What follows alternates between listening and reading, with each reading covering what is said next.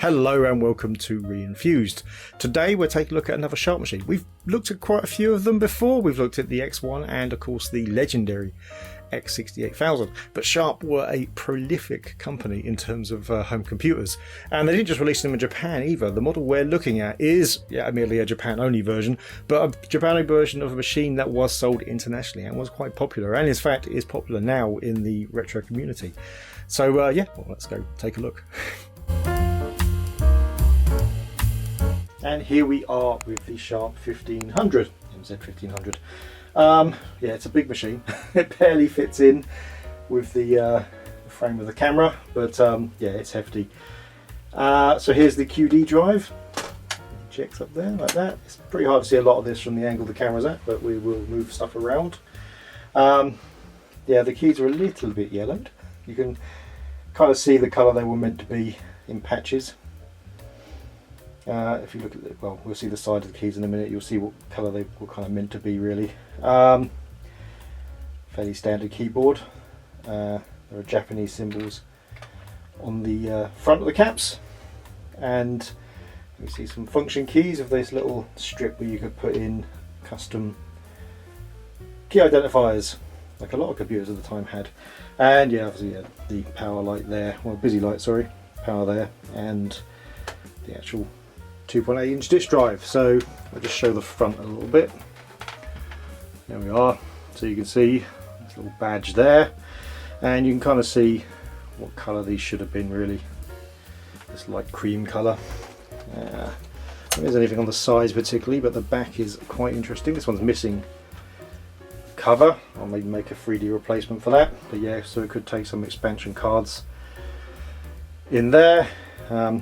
There's like a drive cable in there as well.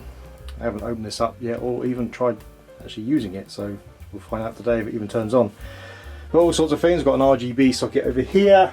Now this, I found the pin out, and I think we're going to be able to do the patent pending 2 bits of metal video cable. But over here we've also got some RF things. That might be a composite on its own. It's got video next to it. We'll have to give that a try.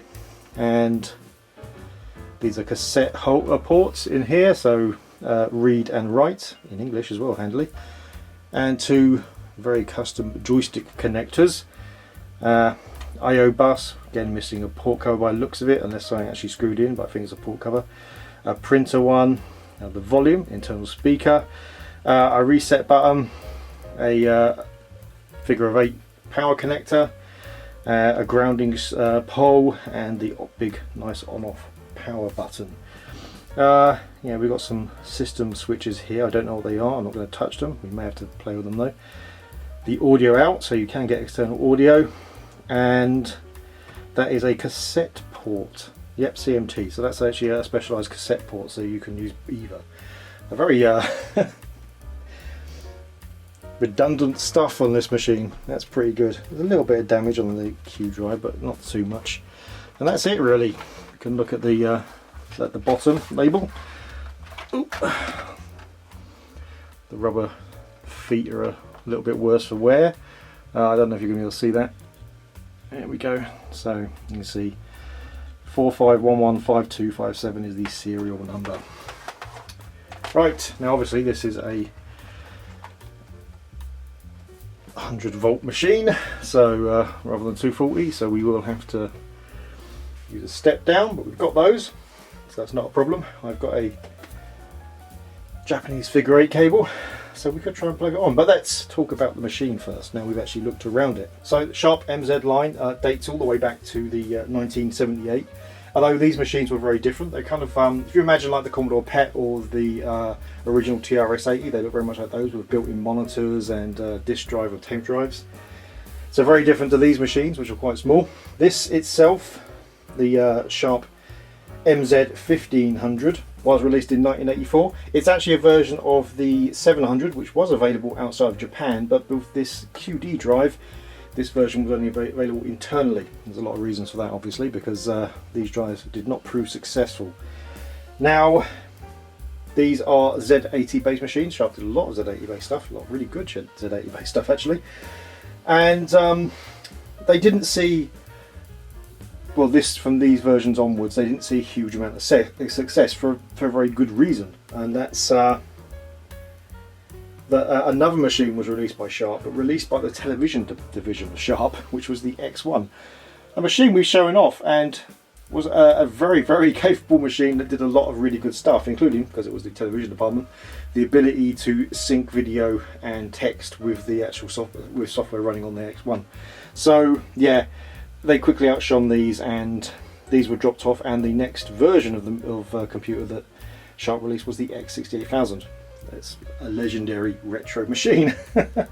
It's a shame, these are really nice machines all in all, and they've got a huge lineage, so it is kind of a shame that some infighting basically killed these off. Not early, they lasted a long time, but still. Yeah, so this is like the only version really that didn't, well, not the only version, but one of the few versions that didn't come out outside of Japan, so it was a much better known machine than the X1, or indeed the X68000. Now those 2.8 discs,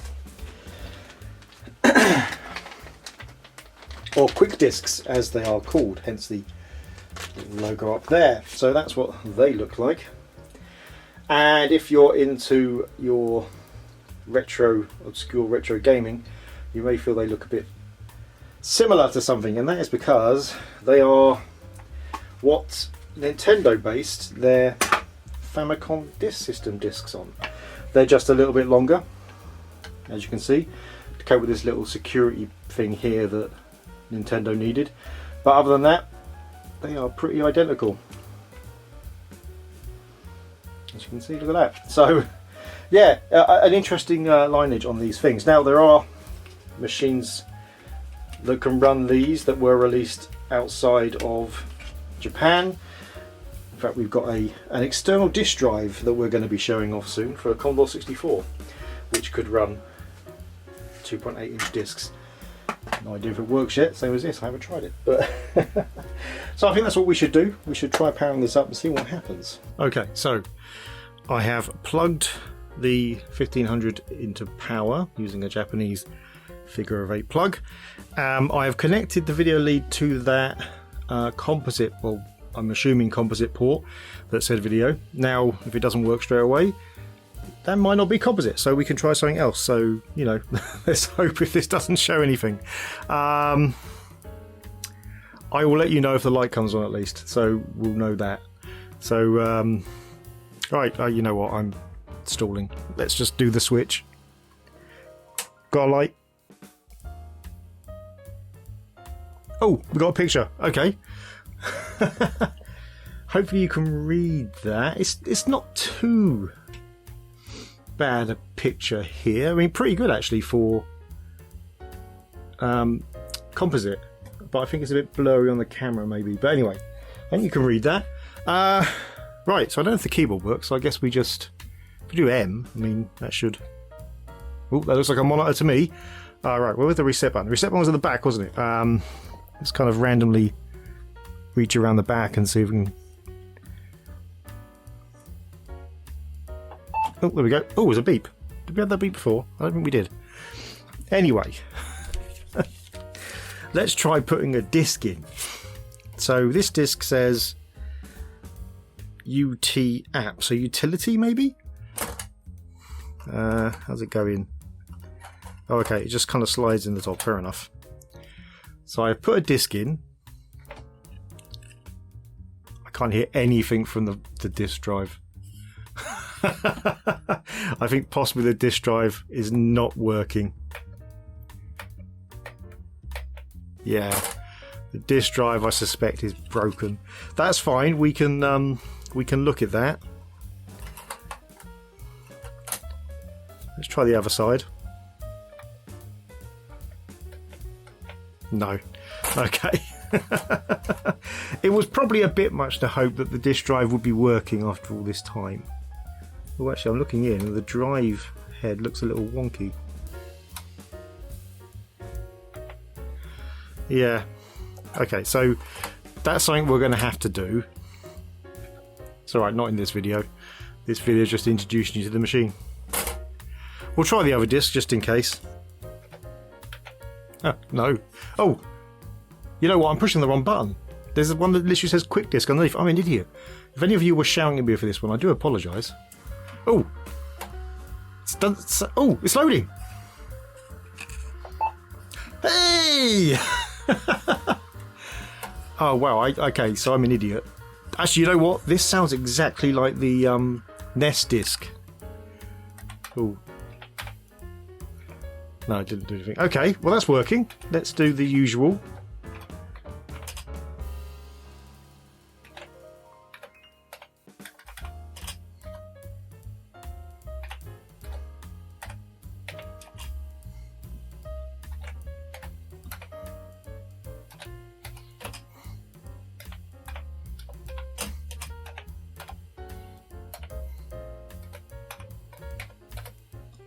Hey, look at that. We've got a lot of noise coming in, so I suspect there's probably something having a bit of an issue inside.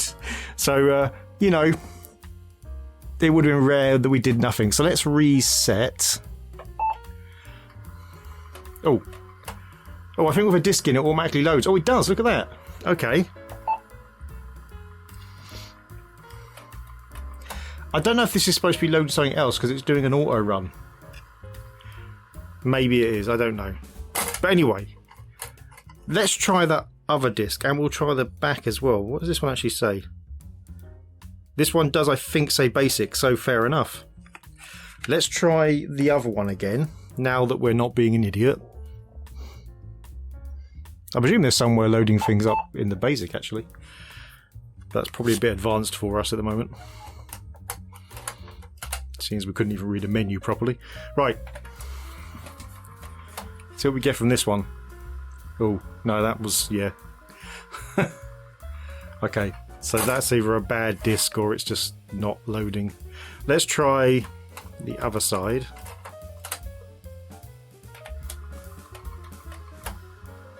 Oh, loading hen can. I hope this isn't porn. Oh. Oh, is that like a different operating system or something? Interesting. I wonder what happens if I try the other side again now. Nothing. Okay. Let's try the other side of that first disc and then we'll kind of wrap up a little bit.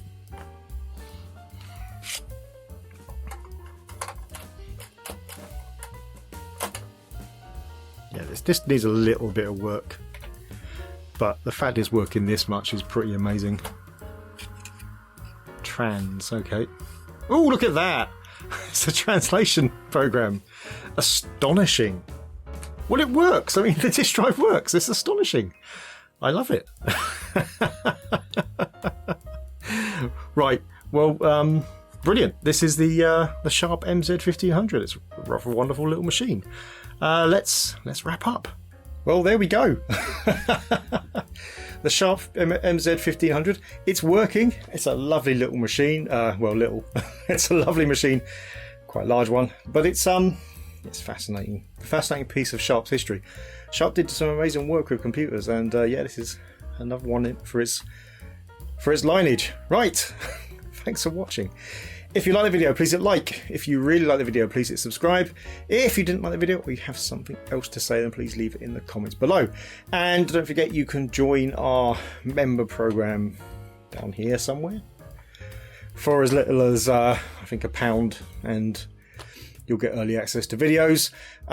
You can also join Patreon for the same thing. And don't forget to hit the bell icon to be told of future videos, including some on this one, where we'll try and find some games to run on this thing, because there were some games and there were some really classic ones as well that ran on these machines. Anyway,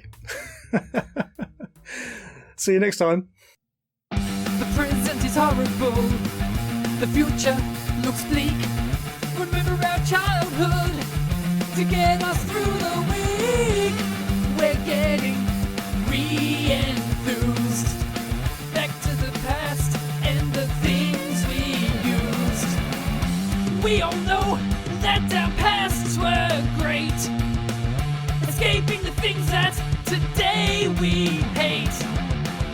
Getting re-enthused, getting re-enthused, getting re-enthused. re-enthused.